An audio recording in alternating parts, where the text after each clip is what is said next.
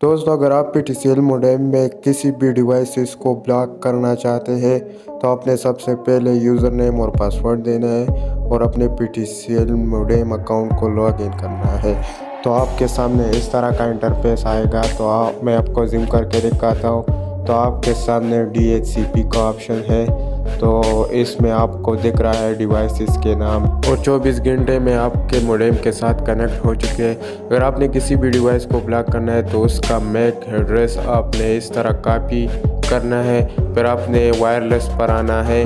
फिर आपने नीचे आना है, एक्टिवेटेड जो ऑप्शन है इसको एक्टिवेटेड पर रखना है। फिर जो डेनी अलाउ का ऑप्शन है इसको आपने डेनी पर रखना है। दोस्तों, इस मैक एड्रेस को आपने यहाँ पर पेस्ट करना है। फिर आपने नीचे आना है, सेव का ऑप्शन नज़र आया, इस पर क्लिक करके जो आपकी डिवाइस है वो ब्लॉक हो जाए। तो दोस्तों, ये थी हमारी वीडियो। नेक्स्ट वीडियो में मुलाकात होगी।